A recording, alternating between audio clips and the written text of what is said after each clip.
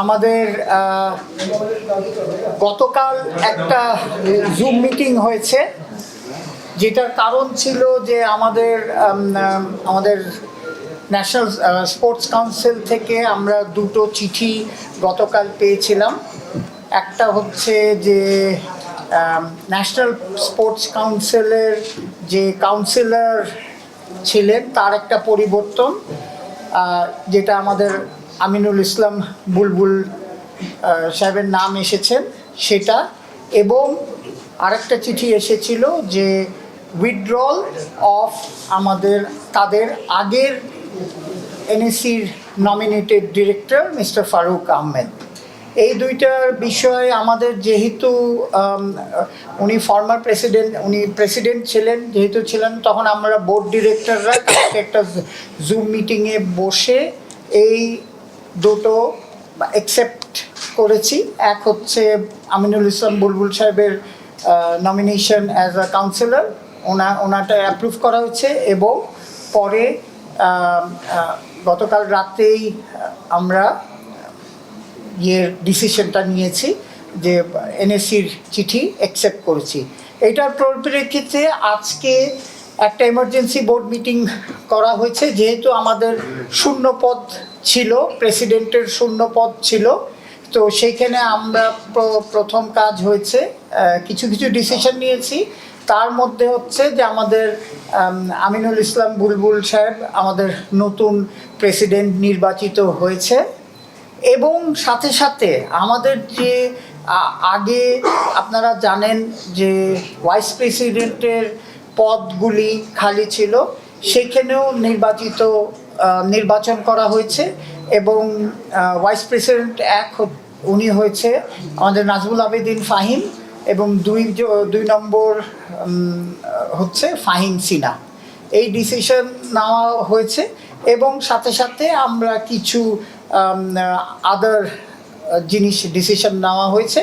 এখন আমি আমাদের নবনির্বাচিত প্রেসিডেন্ট সাহেবের কাছে ফ্লোরটা দিচ্ছি। আজকে আমার রোলটা একটা নতুন রোল, আজকে 30শে মে শুরু হলো। এটা একটা ছোট্ট জার্নি আছে। জার্নিটা হচ্ছে যে আমি যখন বাংলাদেশ ক্রিকেট টিম থেকে অ্যাজ এ প্লেয়ার রিটায়ার করিনি, বাট শেষ হয়ে গিয়েছিল।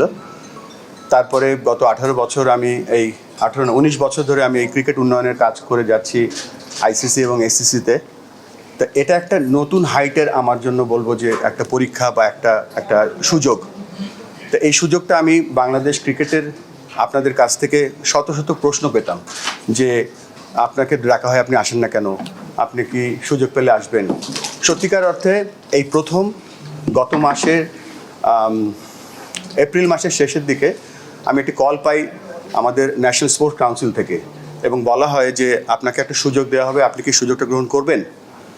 আমি যে আপনাদেরকে এত প্রমিস করতাম বা আমি ওয়েট করতাম একটা কলের জন্য, সেই কলটা আমি যখন পেয়ে গেছি তখন আর আমি পিছনে তাকাইনি। আমার একটাই লক্ষ্য ছিল যে কিভাবে এই কলটাকে আমি রেসপেক্ট করতে পারি।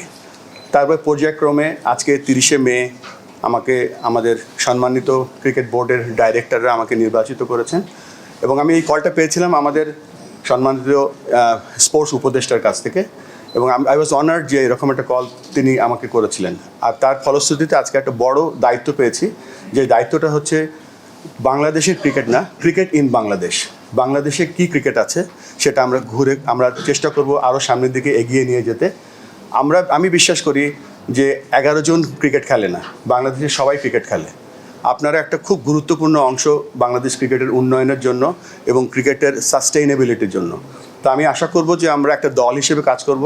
আমরা সেটা করে এসেছি বলে আজকে আমরা 25 বছর ধরে টেস্ট খেলছি, আমরা ভালো পারফরমেন্স করছি, আমাদের অনূর্ধ্ব 19 দল বিশ্বকাপ জিতেছে, আমাদের মেয়েদের দল এশিয়া কাপ জিতেছে। আমরা আরও ভালো কিছু আশা করব, সে পোটেনশিয়াল আমাদের মধ্যে আছে।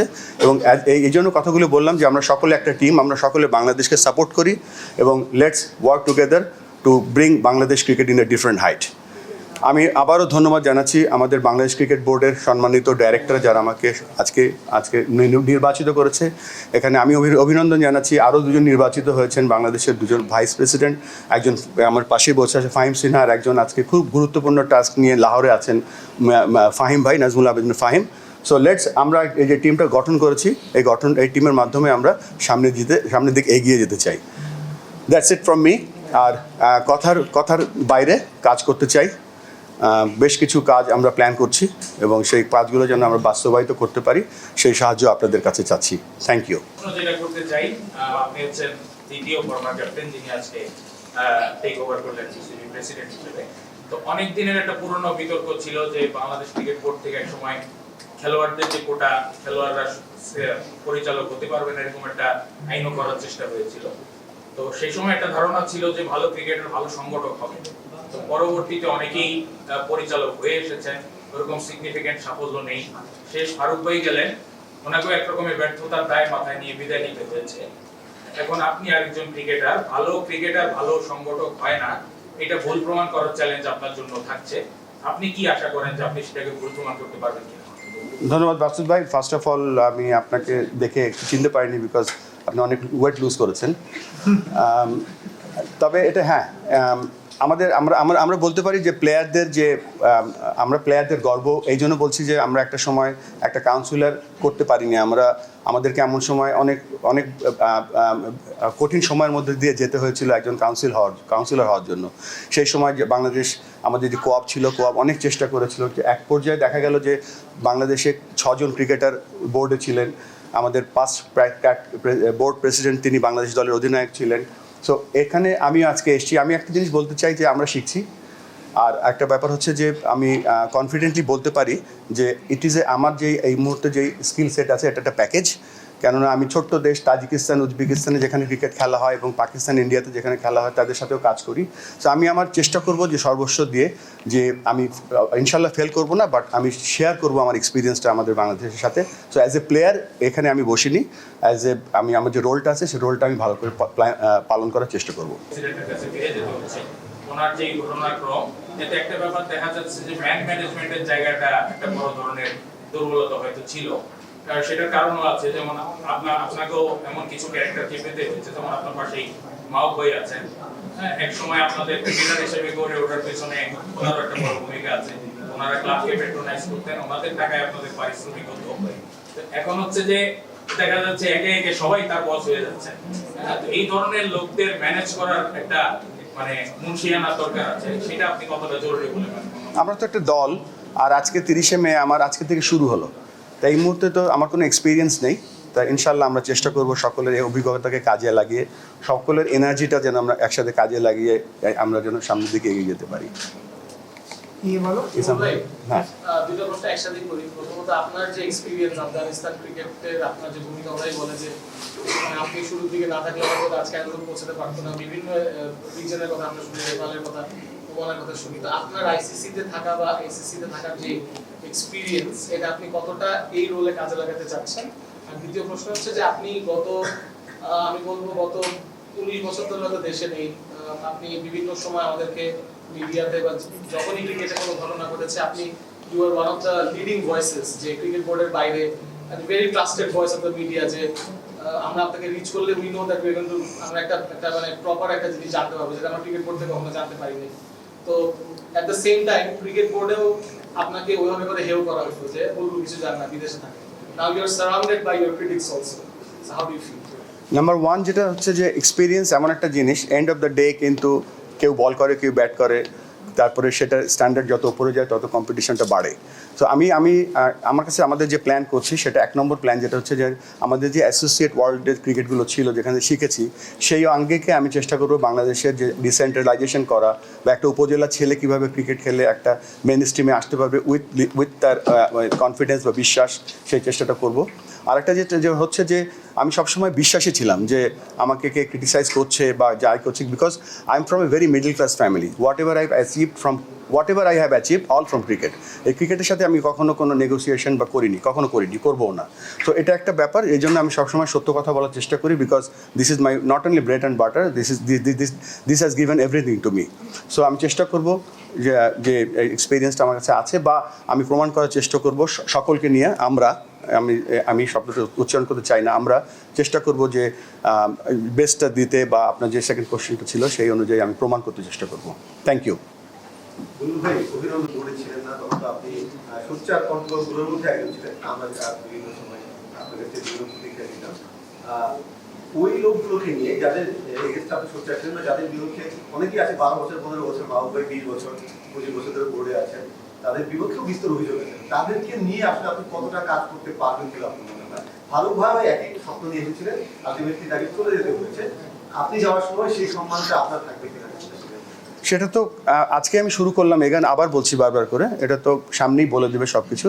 তবে আমি এটা বিশ্বাস করি যে একটা ক্রিকেট দল বা একটা দেশ তখনই এগিয়ে যায় যখন দল হিসেবে কাজ করে।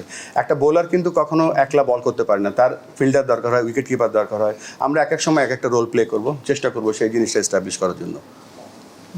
বুলবুল ভাই, আমার নাম আফনান পিয়ার, আমি যমুনা টেলিভিশনে কাজ করি। আমার প্রশ্নটা হচ্ছে ফারুক আহমেদের ক্ষেত্রে বোর্ড পরিচালকরা অনাস্থা দিয়ে একটা চিঠি দিয়েছেন এবং স্পোর্টস কাউন্সিল ফারুক আহমেদকে তাদের ওই কাউন্সিলরশিপ থেকে সরিয়ে দিয়েছে। দ্যাট মিন্স তারা চাইলে সরিয়ে দিতে পারে। আপনি যেহেতু তাদেরই মনোনীত, তারা চাইলে আপনাকেও সরিয়ে দিতে পারে। যদি সরতে না হয়, হয়তো তাদের কথা মতো আপনাকে চলতে হবে। এই জিনিসটা একটা বার্ডেন হিসেবে কাজ করতে পারে কিনা? আমার এই কয়েকদিনের এক্সপিরিয়েন্সে এমন কিছু মনে হয়নি যে তার কারো কথায় চলতে হতে পারে। ক্রিকেট একটা ভেরি আমি বলবো যে কালচারাল গেম। এখানে ভেরি হাইলি টেকনিক্যাল গেম।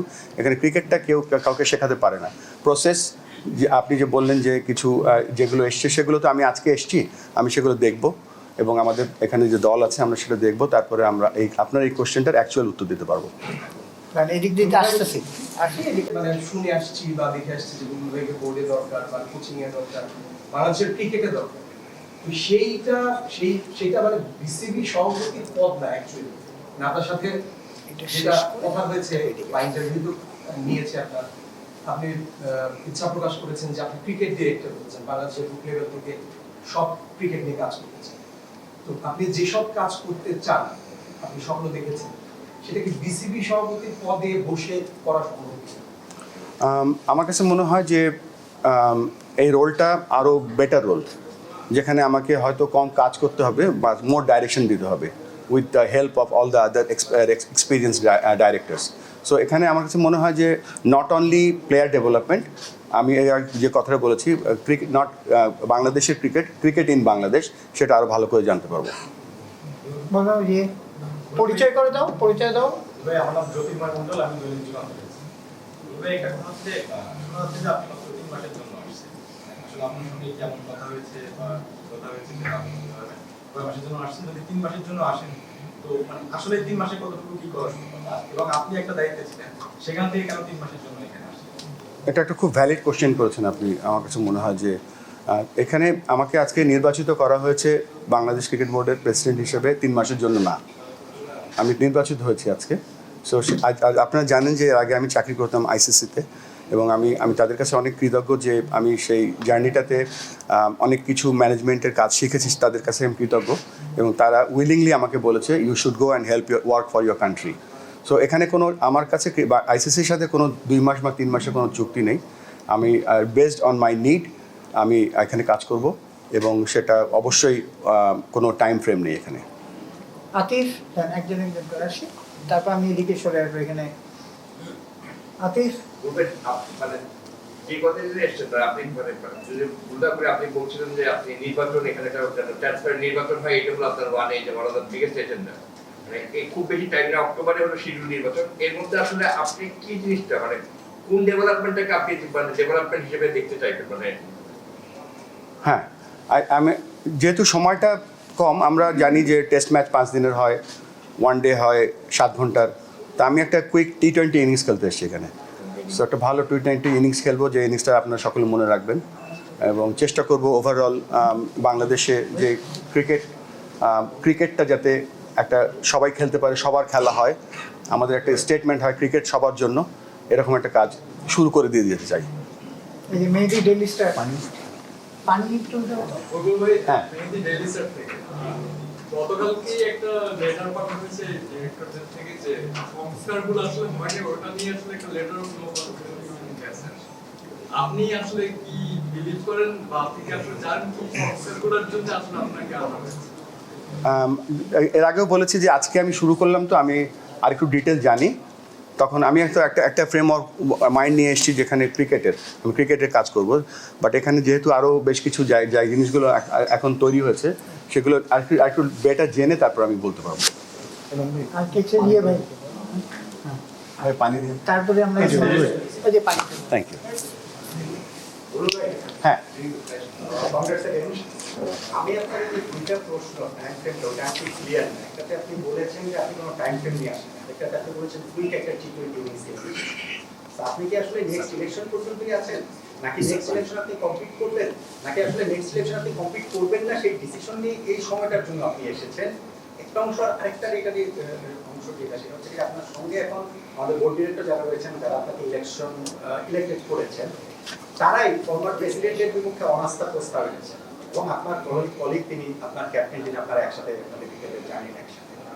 আপনার মনে কি কোনো কারণে ওই সংখ্যার জায়গাটা আছে যে ভবিষ্যতে আমার বিপক্ষেও এরা অনাস্থা প্রস্তাব আনতে পারে? এটা তো ভবিষ্যৎ বলে দেবে। এটা আমি পাস্ট কিছু নিয়ে এই মুহূর্তে কমেন্ট করতে চাই না।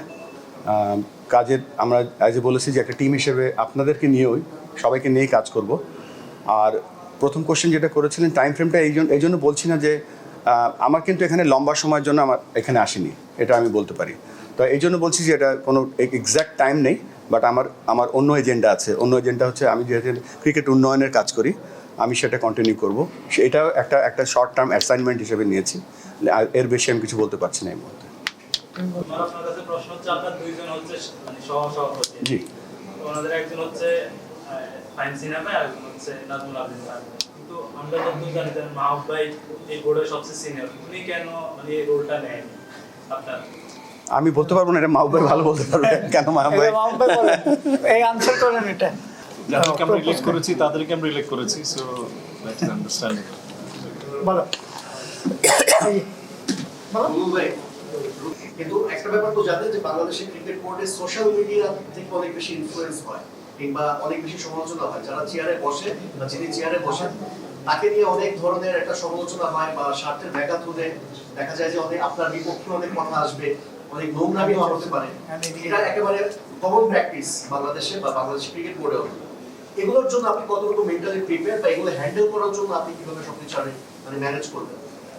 যেমন আজকে সকালেই দেখলাম একটা নিউজ কোথায় জানে ওই হোয়াটসঅ্যাপে এসছে, আমি প্রথম প্রেসিডেন্ট 12 লক্ষ টাকা বেতন নিয়ে কাজ করছি। তো এই ধরনের এগুলো একেবারেই অসত্য কথা। তারপরে এসছে যে আমি নাকি সিইও হওয়ার জন্য অনুরোধ করেছি, বা একটা নাম্বারও বলা হচ্ছে সেখানে। এগুলো একেবারেই সত্য কথা নয়, কোনো ফোরামেই আমার সাথে আলোচনা হয়নি। তো এরকম আসবে। এখন আমি আশা করব যে যারা এই কাজগুলো করছে, আমার মনে হয় করবে না, কেননা end of the day cricket plays with playing condition. তো আমরা প্লেইং কন্ডিশনের মধ্যেই থাকার চেষ্টা করবো। আমি আবিদ প্রেক্ষাপট, আমাদের যে বোর্ড প্রেসিডেন্ট ছিলেন তপন ভাই, এরপর ফারুক ভাই, দুজনই মিডিয়ার সঙ্গে ওনাদের ইন্টারাকশনটা বেশি ছিল। ফারুক ভাই যেদিন আসলেন বললেন যে আমি মিডিয়াতে কম কথা বলবো, কিন্তু দেখা গেল যে বোর্ডের সঙ্গে ওনার 3 মাসে 100 দিনের 100+ বেশি কথা হয়ে গেছে। তো আপনি কি কথায় বলতে বেশি কাজ করে দেখেন বেশি? আমি প্রথমেই ক্ষমা চেয়ে নিচ্ছি আপনাদের কাছে, এটা আমার উচিত ছিল আগেই, যে গত 3 দিনে প্রায় কয়েকশো ফোন পেয়েছি এবং আপনাদের অনেকের ফোন ধরিনি, আপনারা রেগে আছেন আমি জানি। সো আপনি যে ক্ষমা করে দেবেন এই জন্য। আর যে কথাটা বললেন, আমরা এখানে চেষ্টা করব, যেমন ধরেন ক্রিকেট অপারেশনসের যিনি চেয়ারম্যান, ক্রিকেট অপারেশন নিয়ে কথা বলবেন, যিনি ফাইন্যান্স, যিনি মিডিয়া, যেখানে কমার্শিয়াল, যেই জায়গাটা আছে তাদের দায়িত্ব থাকবে সেটা। এবং আমাদের মিডিয়া ডিপার্টমেন্টের প্রধান আছেন এখানে ইফতেখার মিটু ভাই, তিনি একটা গাইডলাইন করবেন। আমি ওই কথা বা কাজের জায়গাটায় আমি যেহেতু আমি একসময় খেলতাম, মিডিয়ার সামনে অনেক এসেছি, তো ওই মিডিয়া ক্রেজটা নেই, চেষ্টা করব না আসতে। যা আপনারা যদি আমাকে কম মানে চান তাহলে আরো বেটার হয় আর কি। আমার নাম রিমন, আমি সময় টিভিতে কাজ করি। আমরা জানি যে আপনি আইসিসিতে বেশ বড় একটা পদে কাজ করতেন। আপনি কি বাংলাদেশ ক্রিকেট বোর্ডের প্রথম, আমরা জানি যে বাংলাদেশ ক্রিকেট বোর্ডের যেই সভাপতির পদটা এটা পেইড না, আপনি কি প্রথম পেইড সভাপতি হতে যাচ্ছেন কিনা একটা গুঞ্জন শোনা যাচ্ছে, একটু ক্লিয়ার হতে চাচ্ছি। না, এই ব্যাপারে আরেকটু ক্লিয়ার করি। Thank you. এর আগের অর্গানাইজেশন ছিল ইন্টারন্যাশনাল ক্রিকেট কাউন্সিল, সেখানে আমি ডেভেলপমেন্ট ম্যানেজার এশিয়ার জন্য কাজ করেছি 8 বছর, সব মিলিয়ে 10 বছর এসএসসি যাওয়ার পরে। তো সেখানে আমি একটা বেতন পেতাম। সো আমি যখন এখানে আসি তখন আমার অর্গানাইজেশন বলেছে যে যেহেতু তুমি একটা নতুন কাজে যাচ্ছ, you won't get paid. So ওইটার হিসাব করে এখানে কিন্তু কখনো আমি জানি বাংলাদেশ ক্রিকেট বোর্ডের প্রেসিডেন্ট কখনো এটা একটা অনারারি রোল, তো এখানে কখনো চিন্তায়ও আসেনি যে এটা কোনো এটা পে রোল হতে পারে কিনা, ইম্পসিবল, এটা না, অ্যাবসলিউটলি মানে ফলস। হ্যাঁ, এই যে পিছে তুমি বলবা? হ্যাঁ বলো। বুলবুল ভাই, আমাদের পরিচয় দিয়ে দাও, পরিচয় দাও। শাহজাহান, কালকাটা ডিজিটাল থেকে। বাংলাদেশ ক্রিকেটের ভাবমূর্তিটা কিছুটা খারাপ হয়ে গেছে বর্তমানে। ফারুক ভাই যেভাবে চলে গেলেন, তারপর হচ্ছে গিয়ে বিপিএল এ কিছু ঘটনা ঘটেছে, ক্রিকেট সাপোর্টারসরা মনে হচ্ছে যে ক্রিকেটটা কম ফলো করছেন, পারফরমেন্সও খারাপ হচ্ছে। এখন আপনি ভাবমূর্তি ফেরানোর জন্য ক্রিকেট বোর্ড এবং দুদক এসেছিল, জানেন নিশ্চয়ই, সবকিছু মিলে ভাবমূর্তি ফেরানোর জন্য এই শর্ট টাইমে আপনি কি করতে পারেন বা কি করবেন? এক্সেলেন্ট। আমার কাছে আমরা কিছু প্ল্যান করছি, সেই প্ল্যানগুলোর এক্সিকিউশন কাল থেকে আমরা শুরু করব। কালকে আমাদের প্ল্যানটা শেয়ার করব আমাদের বোর্ডের সাথে সবাই, তখন আমরা কাজ শুরু করব।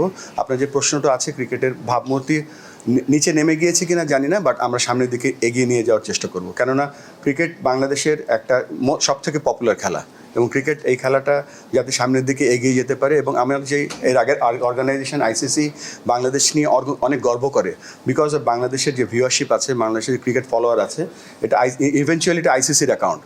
সো চেষ্টা করব সেটা সামনের দিকে এগিয়ে নিয়ে যেতে। রিভিল করছেন না, তবে আমরা ধরে নিচ্ছি যে অক্টোবরের আগে আপনাকে নির্বাচনের যে প্রস্তুতিটা সেটা নিতে হচ্ছে। তো নির্বাচন যখন হচ্ছে তখন বিপিএলও কিন্তু আপনার কাছাকাছি সময়, মানে আপনি টপ প্রায়োরিটি তো ইলেকশনের, মানে যদি কনস্টিটিউশন অ্যামেন্ডমেন্ট আর অনেক কিছু যদি আসে, তাহলে আপনি এটাকে চক আউট কিভাবে করবেন? এটা নিশ্চয়ই একটা হোমওয়ার্ক করেই, আমরা আপনাকে যারা অনেক আগে থেকে চিনি, হোমওয়ার্ক করা ছাড়া আপনি পর্যন্ত আসেন না। মানে যদি কিছু শেয়ার করা থাকে এই জায়গাটা কিভাবে মিট আপ করবেন? আচ্ছা, তার আগে বলে নেই, আমি ঢাকায় এসেছি আজকে 8 দিন, এবং আমি খুব একলা ঘুরতাম। হঠাৎ করে আমি একদিন মসজিদে যাচ্ছি কারণ বাজার দিয়ে, হঠাৎ করে দেখি উনি একটা দোকানে বসে টঙের চা খাচ্ছে। মানে লুকিয়ে ছিলাম, বাট ওনার কাছে ধরা পড়ে গেছিলাম আমি। এনিওয়ে, সো আজকে আমরা আমাদের যে আলোচনা ছিল, সেই আলোচনায় আমরা জাস্ট টাচ বেজে আমরা আলোচনা শুরু করেছি। আমরা আরেকটু ডিটেল এর পরের মিটিংয়ে আপনাদের বলতে পারবো। দুটোই খুব গুরুত্বপূর্ণ জায়গা। Thank you.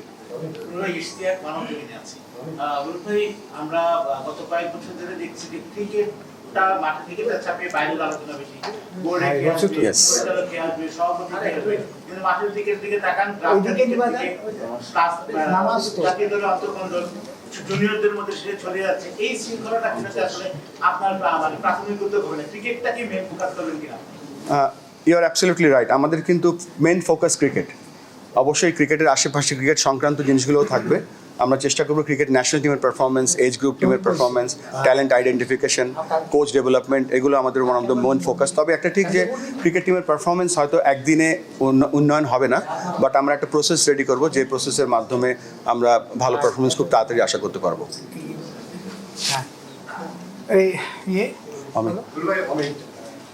আপনাকে বৃষ্টি বাদলের দিনে স্বাগত জানাচ্ছি। যে প্রশ্নটা করতে চাই আপনাকে, সেটা আমি আসলে গত 10-12 বছর ধরেই করছি। আগে সভাপতি করেছি, 6 মাস আগে এখানে পালন করছি। কিছু তো পরিবর্তন আপনারা করবেন জানেন, কিন্তু বিসিবিতে আজকে কমিউনিকেশন পদ পূরণ করা হয়েছে, সভাপতি ছিল না, সিওফও নিয়োগ করা হয় না। গত কয়েক মাসে এটা নিয়ে আরো বেশি আলোচনা হয়েছে, অর্থনৈতিক বিষয়গুলো। সিওফও নিয়োগ করতে অনেক বেশি সময়ও লাগে না। আমি জেনে ভাই আমরা যেটা বোর্ডে আজকে ডিসকাশন হয়েছে করা যেতে পারে একটা বিষয়। আর আপনি প্রায়োরিটি বেজে বলবেন কিনা কোন 4-5টা কাজ আপনি শুরু করে রেখেছেন, এটা আপনার কাছে প্রশ্ন। একটা মাহবুব ভাইয়ের কাছে আমার একটা প্রশ্ন আছে, আমি এটার উত্তর চাই। আমরা যে আজকে 4টা ডিসিশন নিয়ে আমরা বলে দিলাম। অনাস্থা প্রস্তাবে একটা লাইন লিখেছেন, রাসুল সিং এর বিষয়টা আপনি জানতেন না, যেভাবে থেকে অপসারণ করা হয়েছে। সেই জায়গাটায় আমরা জানি ফারুক আহমেদ এখানে বসে বলেছিলেন যে 2023 বিশ্বকাপের রিপোর্টের ভিত্তিতে তাকে স্যাক করা হয়েছিল। আপনি সেই 23 বিশ্বকাপের রিপোর্টের একজন মানুষ, যে কারণে তাকে স্যাক করা হয়েছিল নাসুমকে অ্যাসল্ট করার বিষয়ে, আপনার সেই 23 সালের রিপোর্টে কোথাও কি স্পষ্ট করে বলা ছিল, আপনার প্রমাণ পেয়েছিলেন এরকম যে আদুল সিং নাসুম আহমেদকে অ্যাসল্ট করেছিল? প্রথম হলো রিপোর্টটা গোপনীয়, সেটা প্রেসিডেন্টের আছে এবং ভেরি ক্লিয়ার। ওখানে যদি ডেফিনেটলি প্রমাণ থাকতো, তোমরা ওইদিকে, আমি ওর দিকে উত্তর দিচ্ছি তো, ডেফিনেটলি প্রমাণ থাকতো, তাহলে সেটা নিশ্চয়ই তখনই এটা প্রকাশ পেত, ওই প্রতিবেদন ওটা থাকতো এবং সেটা তখনই ডিসক্লোজ হতো। কারণ ফারুক আহমেদ যে বলেছেন আমি যেটা বলেছি that's fine, you got my answer. আচ্ছা আপনারা ওর উপর জিজ্ঞেস করো না। না ওই অমিত তামিদ আরেকটা ও, কোশ্চেন ছিল, আরেকটা question ছিল। সেটা হচ্ছে আজকে আমরা আরো কিছু decision নেওয়া আমাদের যেহেতু এটা আজকে প্রথম মিটিং ছিল এবং প্রথম মিটিংয়ে আমরা বেশ কিছু ইমার্জেন্সি ডিসিশন নিতে যাচ্ছি। এর মধ্যে একটা হচ্ছে সিএফও নিয়োগ, এইচআর আমাদের এইচআর একটা প্লে বুক তৈরি করা, এবং সাথে সাথে আমরা লিগ্যাল ডিপার্টমেন্ট খোলার চেষ্টা করছি, এবং মার্কেটিং ডিপার্টমেন্ট আমরা আরও প্রসারিত করছি, এবং আমাদের যে ফিউচার যে ট্রিপগুলো, আমাদের যে ইন্টারন্যাশনাল ইভেন্টগুলো আছে হোমে অ্যান্ড অ্যাওয়ে, সেগুলো কিভাবে আমরা ব্যবহার করতে পারি কমার্শিয়ালি, সেই ব্যাপারগুলো আলোচনা করেছি। সেটা অ্যাডভার্টাইজমেন্ট আসবে, যেটা বুলবুল ভাই বললো, ঠিক আছে? আচ্ছা এখানে ইয়ে বলো। আকরাম ভাই, আমরা গতকাল দেখেছি আসলে 8 পরিচালক অনাস্থা নিয়েছেন ফারুক আহমেদের উপরে। সেখানে আসলে আপনি সাইন করেননি বা আপনার স্বাক্ষর সেই ইয়েতে আমরা পাইনি, মানে এখানে আসলে আপনার ব্যাখ্যাটা কি যদি একটু জানেন। এটা আমার ব্যক্তিগত ব্যাপার, আমি এটা মিডিয়াতে বলতে চাচ্ছি। বলো এখানে আছে এই যে স্যার আমি প্রথম কাজ করি। গুরু আপনি শুরুতে এসেই বললেন যে অনেকদিন ধরে চাওয়া ছিল যে আপনি যাতে বাংলাদেশ থেকে আসেন এবং সেই চাওয়াটা পূরণ করবেন আপনি এসে। তো যখন আসলেনি তখন কেন এত শর্ট টার্মের জন্য, মানে কেন লং টার্ম না? ঠিক আছে, এটা হচ্ছে একটা ব্যাপার। আরেকটা ব্যাপার হচ্ছে আপনি যদি এই 3 মাসে এরকম কাজ করেন যেটা সবাইকে স্যাটিসফাই করে বা আপনি নিজেও খুশি থাকেন, তাহলে কি আপনি কন্টিনিউ করছেন বাংলাদেশে কি? এটা একটা প্রথমে আমি দেখব, আমি এর আগেও বলেছি যে আমি কিন্তু আমি পেশাদার লোক, আমি ক্রিকেট আমার পেশা, একসময় খেলতাম, তারপরে ক্রিকেট উন্নয়নের কাজ করছি, এটা আমি চ্যালেঞ্জ হিসেবে নিয়েছি। তারপর যদি আমি ভালো করি, আমি হয়তো এই কাজটাই হয়তো আমি আইসিসিতে ফিরে গিয়েও করতে পারি, বা এখানে যদি এখানে জানি না কি হবে, বাট আপাতত আমার লক্ষ্য হচ্ছে একটা শর্ট টাইমের জন্য ভালো করে কাজ করা। ঠিক আছে, লাস্টিং কোয়েশ্চেন এই যে বলো। একটা কোশ্চেন করতে চাই, আজকে পাকিস্তানের বিপক্ষে বাংলাদেশের ম্যাচ রয়েছে, নিশ্চয়ই বাংলাদেশের হকি সিরিজ আপনি দেখেছেন, বাংলাদেশ টিম ওইভাবে পারফর্ম করতে পারছে না, এবং সেই জায়গাতে একটা অলরাউন্ডারের অভাব আমরা দেখতে পাচ্ছি, দলে আসলে অলরাউন্ডারদের অভাব রয়েছে। সাকিব আল হাসানের অভাব আপনি বোধ করেন কিনা, কিংবা সাকিবের এই মুহূর্তে সব দিক বিবেচনা করে আসলে বাংলাদেশ টিমের খেলাটা আপনি দেখেন কিনা, তার ভবিষ্যৎ নিয়ে আপনি আসলে কি? ফার্স্ট অফ অল আপনি একমাত্র আজকে ক্রিকেট নিয়ে কোশ্চেন করেছেন, আজকে দল আমরা সবাই টেনশনে আছি এই জন্য যে আমরা একটা ম্যাচ হেরেছি। আজকে ম্যাচটা খুব গুরুত্বপূর্ণ আমাদের জন্য, এবং আমাদের এই জানেন যে টি-20 আমাদের একটা সিলেকশন টিম আছে, আর এই টি-20 টিমে বেশ কিছু অলরাউন্ডার অলরেডি আছে। আর সাকিবের ব্যাপারটা বলছেন, সাকিব তো world one of the finest allrounder, এবং আমরা আশা করব সাকিব ফিট থাকবে এবং ভালো ক্রিকেট খেলবে। এই ব্যাপারে আসলে কোনো কথা বলতে চান কিনা? উপদেষ্টার কলে আপনি এসেছেন, জি, বাংলাদেশ টিমে তিনি খেলতে পারবেন কিনা আপনার পক্ষে? না, উপদেষ্টার কলের সাথে তো এটার কোনো সম্পর্ক নেই, উপদেষ্টা তো সিলেক্টর না।